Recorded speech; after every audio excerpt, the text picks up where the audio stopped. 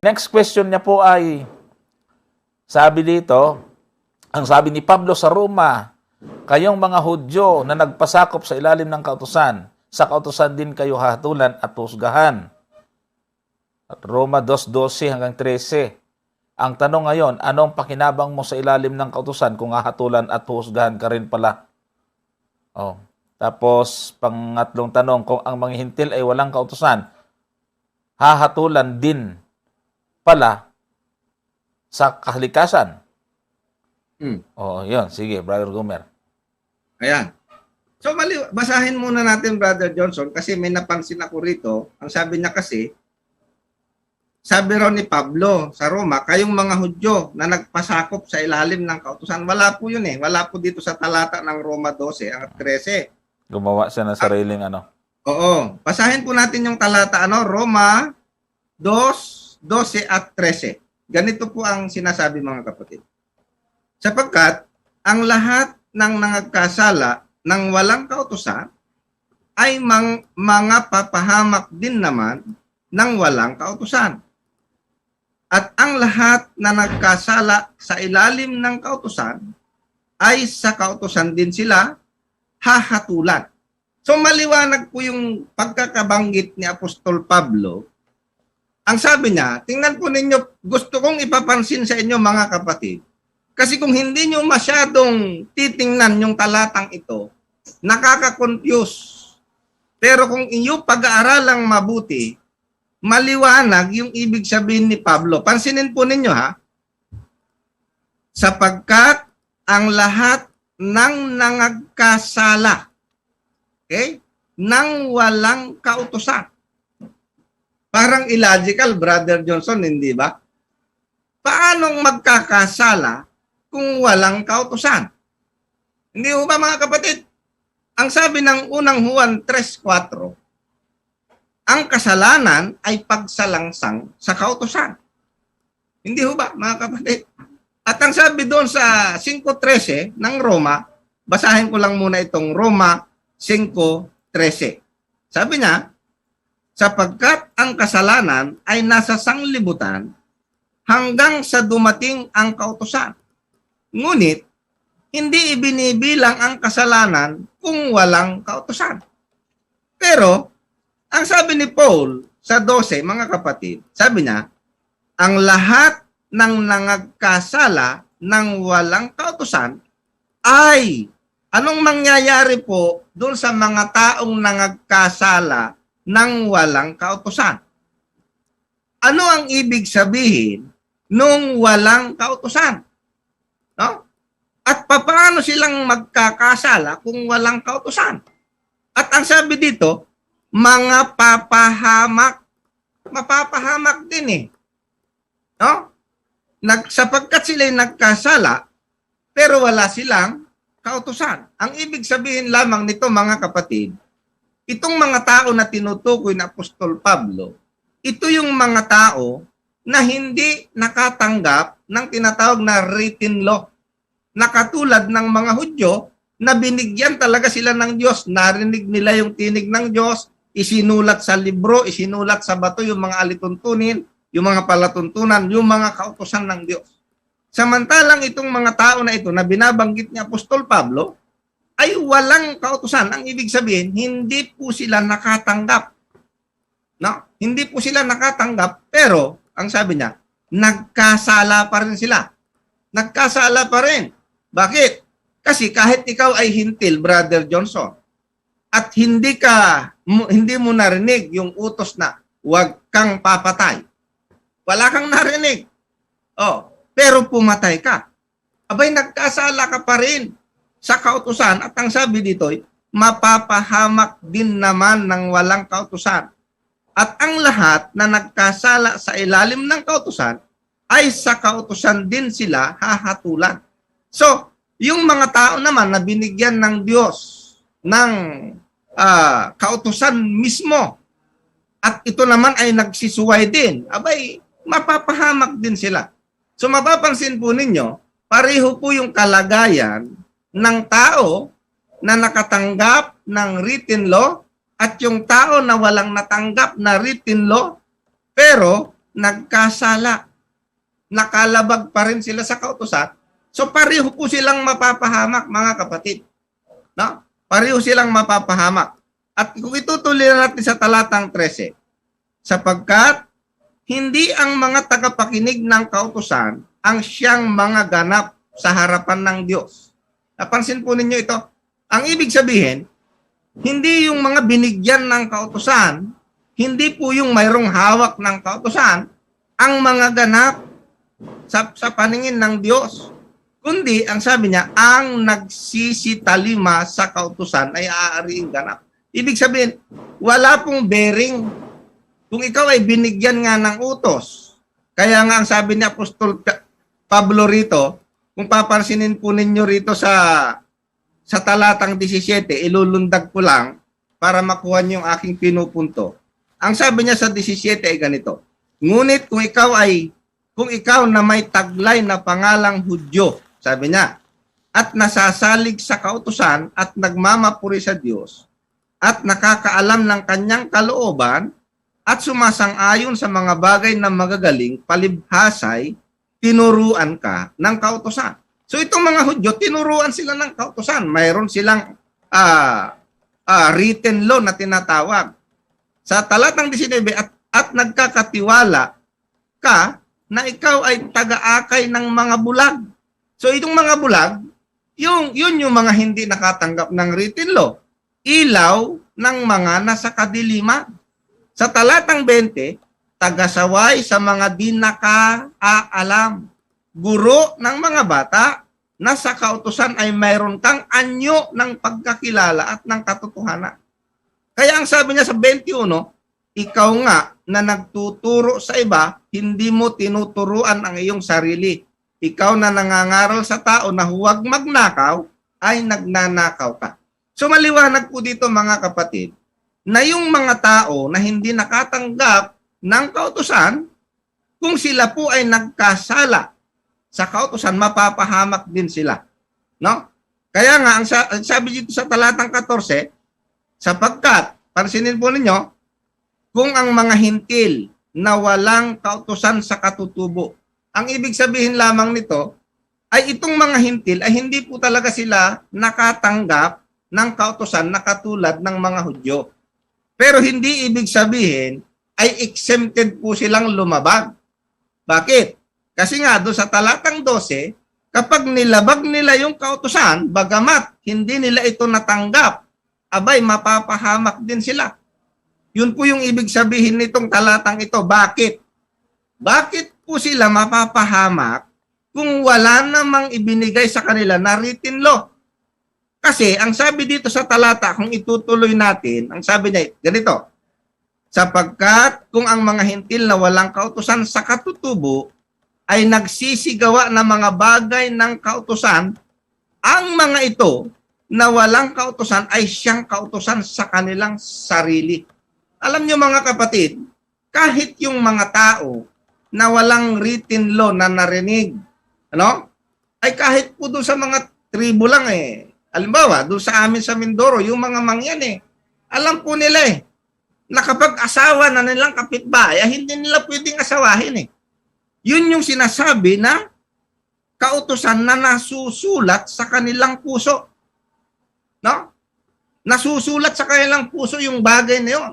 Alam nila na yung pag-aari ng kanilang kapwa ay hindi nila pwedeng pakialaman sapagkat yun ay kasalanan ng pagnanakaw. Alam po nila yon. Kaya dito, ang sabi niya, sa 15, na nagtatanyag ng gawa ng kautusang nasusulat sa kanilang puso. So, ang ibig sabihin mga kapatid, bagamat itong mga hintil ay walang natanggap na written law, maliwanag po na ang Diyos sa kanyang kapangyarihan ay mayroong kautusan na isinulat sa kanilang puso. At doon sa kautusan na yon na nakasulat sa kanilang puso, doon sila hahatulan ng Diyos. Doon po sila hahatulan. No? Hindi po natin po pwedeng sabihin na dahil walang utos na wag kang papatay sa kanila, ay pwede na silang pumatay at hindi sila mapaparusahan. Hindi po ganon ang sinasabi ng talata ng Biblia. Bakit? Pansinin po natin taas po natin yung talata. medyo mahaba talaga ito, Brother Johnson. Kaya medyo mag-ano ako ng kaunting oras dito. Ang sabi niya rito sa talatang 8, taas po natin sa talatang 8.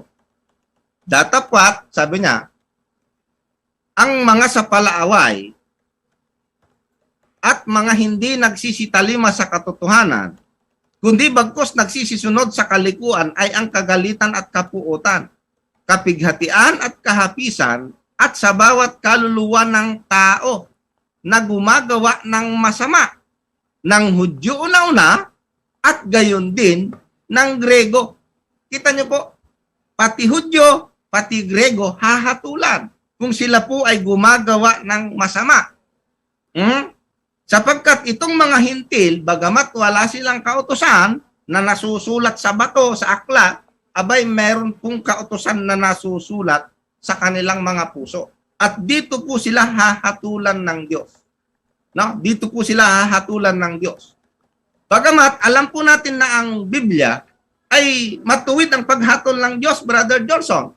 Sapagkat mayroon po tayong mababasa, halimbawa ganito. Tingnan po natin itong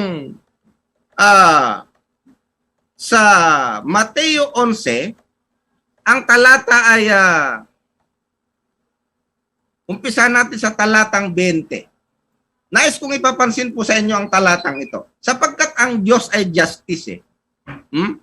Justice po ang Diyos. Ang sabi niya ay ganito. Nang magkagayoy, kanyang pinasimulang sumbatan ang mga bayan na pinaggagawan niya ng lalong marami sa kanyang mga gawang makapangyarihan sapagkat hindi sila nangagsisi. Ang sabi niya sa talatang 21, sa aba mo, Corazin, sa aba mo, Bethsaida. Bakit? Sapagkat kung sa Tiro at sa Sidon sana ginawa ang mga gawang makapangyarihan na ginawa sa inyo, malaon na dising nangagsisi na, may mga damit na magaspang at abo. Sa talatang 22, ngunit sinasabi ko sa inyo na higit na mapagpapaumanhinan ang Tiro at ang Sidon sa araw ng paghuhukom kaysa sayo. Nakita niyo po ito? Ang sabi dito ng Panginoon, yung comparison. Itong Corazin, itong Bethsaida, nakakita po ito ng gawa ng ating Panginoong Hesukristo, subalit hindi sila nagsisi. Kaya ang sabi niya rito, mas matindi yung magiging parusa nitong mga ito kaysa doon sa taga-Tiro at sa Sidon. Bakit? Abay kung sa Tiro at sa Sidon ginawa, abay ang sabi baka sila'y nagsisi at nagdamit na ng magaspang na abo. Ang sabi rito. Ang sabi pa sa 23 ay ganito. At ikaw, Kapernaum, magpapakataas ka baga hanggang sa langit, ibababa ka hanggang sa Hades. Sapagkat kung sa Sodoma sana ginawa ang mga makapangyarihang gawang sa iyo'y ginawa, ay nanatili sana siyang hanggang sa araw na ito. Datapwat, 24, sinasabi ko sa inyo na higit na mapagpapaumanhinan ang lupa ng Sodoma sa araw ng paghuhukom kaysa sayo. So nakita niyo po rito mga kapatid na yung justice ng Panginoon ay pareho. Ibig sabihin, tapat. No? At yan po ay makikita rin natin dito sa isang talata ng Lucas. Ito ay nasa Lucas 12. Gusto kong basahin itong talatang ito. Talatang 46. Yan. Lucas 12:46. Pansinin po ninyo ito. Ang Panginoon ng aliping yaon, sabi rito, ay darating sa araw na di niya hinihintay at sa oras na hindi niya nalalaman. At siya'y babaakin at isasama ang kanyang bahagi sa mga ditapat. Sa verse 47, at yaong aliping nakakaalam ng kalooban ng kanyang Panginoon at hindi naghanda at hindi gumawa ng alinsunod sa kanyang kalooban ay papaluin ng marami. Pansinin po ninyo ha. Yung alipin daw anya na nakakaalam ng kalooban ng Panginoon at hindi naghanda, ang sabi rito ay papaluin ng marami. Datapwat sa talatang 48, datapwat ang hindi nakaalam at gumawa ng mga bagay na karapat-dapat sa mga palo ay papaluin ng kaunti. Nakita po ninyo, no? At sa sino mang binigyan ng marami, ay marami ang hihingin sa kanya. At sa sino mang pinagkatiwalaan ng marami, ay lalo ng marami ang hihingin sa kanya. So makikita po natin kung babalikan po natin yung Roma 2, ang talata ay 12 at 13. Ito po yung sinasabi ni Apostol Pablo sa bagay na ito, na ang lahat ng nagkasala ng walang kautusan, mapapahamak din sila ng walang kautusan.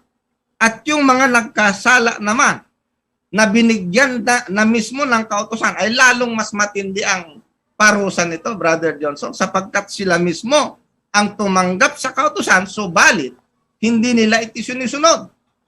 At ganun din naman yung mga hindi tumanggap, pero sila ay karapat-dapat na hatulan kasi nga, nagkasala din sila. Yun po yung ibig sabihin lamang nitong Roma 2 na ito, mga kapatid. Yan po yan, mga kapatid. Kaya ito, tinitingnan ko kasi dito, hanggang sa tanong na panglima ito eh. Kasi ang sabi niya rito, anong silbi ng kautusan kung magpapasailalim ka? So parang medyo nakukonfuse talaga itong ating kapatid. Ano ba ang purpose ng kautusan, Brother Johnson? So itutuloy ko na, ano ba ang purpose ng kautusan? Bakit ba ito ibinigay ng Diyos? No? Ang sabi dito sa isang talata ng Roma, dito na lang tayo sa Roma, sa 3, ay ganito po. Tingnan po ninyo. Ang sabi niya sa 3, ang talata 20. Sapagkat sa pamamagitan ng mga gawa ng kautusan ay walang laman na aariing ganap sa paningin niya. Sapagkat sa pamamagitan ng kautusan ay ang pagkakilala ng kasalanan. So ang isang purpose ng kautusan ay upang ipakilala ang kasalanan. Ang ibig sabihin, hindi natin malalaman na kasalanan pala ang magnanakaw unless na sinabi ng kautusan, huwag kang magnanakaw. Yan po yung sinasabi ni Apostol Pablo sa Roma 7, ang talata ay 7. Ang sabi po'y ganito, Roma 7, talatang 7. Ano nga ang ating sasabihin?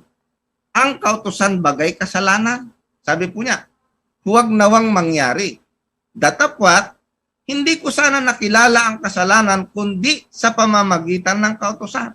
Sapagkat hindi ko sana nakilala ang kasakiman kung hindi sinasabi ng kautusan, huwag kang mananakim. So maliwanag, ang isa sa purpose ng kautusan ay para ipakilala kung ano yung kasalanan. Sapagkat ang paglabag sa kautusan, ayan ang kasalanan. No? At ang isa pang purpose nito, para tayo ay mabuhay sang-ayon sa kalooban ng ating Panginoon, sapagkat ang kautusan ay siyang refleksyon ng karakter ng ating Diyos. Sapagkat ang sabi dito sa 7:12, sabi niya, kaya nga ang kautusan ay banal. Ang utos ay banal, matuwid at mabuti. Kaya nga itong kautusan ay refleksyon po ito ng karakter ng ating Diyos. Matuwid, banal, mabuti. Ang sabi ni Kristo bakit mo ako tinatawag na mabuti? May isa lamang na mabuti, kundi isa, ang Diyos. Di ba? Ang Diyos ang mabuti. Pero dito sa 7:12, ang sabi niya, ang kautusan ay banal, ang utos ay banal at matuwid at mabuti. Kaya nga, itong kautusan din na ito, ang gagamitin ng Diyos upang hatulan ang mga tao. Yan po ang purpose ng kautusan. Ang sabi dito sa Santiago, tingnan po natin, ano? Ganito po ang sinasabi dito sa isang talata ng Santiago 2, ang talata po nito ay 12. Ang sabi niya rito, gayon ang inyong salitain at gayon ang inyong gawin, na gaya ng mga taong huhukuman sa pamamagitan ng kautusan ng kalayaan. So, ito palang kautusan na ito rin ang gagamitin ng Diyos, no? Para hukuman ang tao. Kasi, ang sabi ng ating Panginoong Diyos sa isang talata ng Ecclesiastes, pansinin po ninyo ha, Sa Ecclesiastes, Kapitulo 13, ang talata ay, Kapitulo 12, ang talata ay 13, ay ganito po yung ating mababasa. Ang sabi niya rito, ito ang wakas ng mga bagay, lahat ay narinig. Ikaw ay matakot sa Diyos at sundin mo ang kanyang mga utos sapagkat ito ang buong katungkulan ng tao. So ang katungkulan ng tao, sumunod sa utos ng Diyos. Bakit? Sa talatang 14, sapagkat dadalhin ng Diyos ang bawat gawa sa kahatulan, pati ng bawat kubling bagay, maging ito'y mabuti o maging ito'y masama. So maliwanag po na yung paghatol ng Diyos ay nakabase. No? Nakabatay po yan sa kautusan niya kung ito'y iyong sinunod baga o hindi. No? Kaya dito ang sabi niya, tayo ay hahatulan sa kautusan. At ang sabi pa dito sa 1.25 ng Santiago ay ganito naman. Ngunit ang nagsisiyasat ng sakdal na kautusan, ang kautusan ng kalayaan ay nananatiling gayon, na hindi tagapakinig na lumilimot, kundi tagatupad na gumagawa, ay pagpapalain ang taong ito sa kanyang ginagawa. So, yung kautusan pala, ibinigay ng Diyos upang maging, ang sabi doon yun ang buong katungkulan ng tao na kanyang susundin ng kautusan at dito hahatulan. No? Dito hahatulan. Ano pang isang purpose ng kautusan? Ang isang purpose ng kautusan ay para ituro tayo kay Kristo. Okay? Paano po nangyayari na ang kautusan ay siyang magtuturo sa atin sa ating Panginoong Hesukristo? Napakasimple lang po 'yan. Bagamat yung binabanggit po dito sa Galatia, no? Na itong kautusan ang siyang tagapagturo natin kay Kristo. Kung titingnan po natin yung immediate context nito, ay ito po yung tinatawag na mga paghahandog, sapagkat yung paghahandog nga, yun po yung anino na inaaninuhan ni Kristo nung ihandog niya ang kanyang sarili. Pero kung babalikan mo talaga, bakit nagkaroon ng tinatawag na kailangang handog para sa kasalanan, ay dahil nga nalabag ng tao ang kasalanan. Ang ibig sabihin, pag ikaw ay nakalabag sa kasalanan, sa kautusan, ikaw ay nagkasala. At ang kabayaran ng kasalanan ay kamatayan. Ngayon, wala kang remedyo. So, maghahanap ka ngayon ng remedyo. At itong kautusan na ito, na iyong nalabag, ituturo ka ngayon. No? Ituturo ka ngayon doon sa mga handog. Okay? Pupunta ka sa mga handog doon sa panahon nila, sa mga Israel, kapag sila ay nagkasala, abay, ang pupuntahan nila, magdadal sila ng baka, ng kambing, ng tupa. Pero pagdating ng ating Panginoon, ang sinisimboluhan pala ng baka, tupa, kambing, yung kanyang dugo, ay sumisimbolo pala talaga sa ating Panginoong Hesukristo. So ang ibig sabihin mga kapatid, yung kautusan ng Diyos na nalabag, ang ituturo sa atin, ituturo niya tayo kay Kristo para tayo ay ariing ganap sa pamamagitan ng ating pananampalataya. So yan po yung isang purpose. No? Sapagkat nalabag, so kailangan po natin itong pagbayaran. Pero hindi po natin kayang bayaran. Kaya ang ating Panginoon ang nagbayad at ito yung makikita po natin kung paano tayo itinuturo ng kautusan sa ating Panginoon upang tayo ariing ganap sa pamamagitan ng pananampalataya sa Kanya. Ngayon, kung sa pamamagitan ng pananampalataya sa Kanya tayo aariing ganap, ay bakit hahatulan tayo sa ating mga gawa?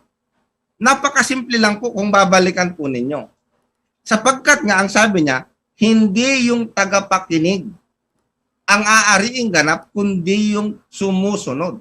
Hindi ko kasi ibig sabihin na ikaw ay sumasampalataya, hindi ka susunod. Ang nagpapakita na ikaw ay talagang sumasampalataya sa ating Panginoon, ikaw ay sumusunod. Ganun lang po kasimple yun. Kapag ikaw ay patuloy na sumusuway, ito po pagpapakita na hindi ka talaga sumasampalataya sa Panginoon. Ang sabi po dito sa isang talata ng Hebreo, sa 5, Pansinin po ninyo, sa Hebreos 5, ang talata po ay 9. Umpisahan natin sa 8. Hebreos 5, ang talata ay 8. Ang sabi niya ay ganito, bagamat siya ay anak, ang ating Panginoon, gayon may natuto ng pagtalima sa pamamagitan ng mga bagay na kanyang tiniis. At nang siya ay mapaging sakdal, ay siya ang gumawa ng walang hanggang kaligtasan sa lahat ng mga nagsisitalima sa kanya. So ito po yung maliwanag dito mga kapatid. Kaya yung ating pagsunod, hindi po yan nagpo-produce ng kaligtasan. Yan po yung dapat nating maintindihan. Ang nag-produce ng ating kaligtasan ay ang ating Panginoon. Pero bilang pagpapakita na tayo ay talagang sumasampalataya doon sa ginawa ng ating Panginoon, abay kailangan nating ipakita na tayo ay sumusunod talaga sa Kanya. Ito po yung pagpapakita na talagang tayo ay totoong sumasampalataya sa ating Panginoon.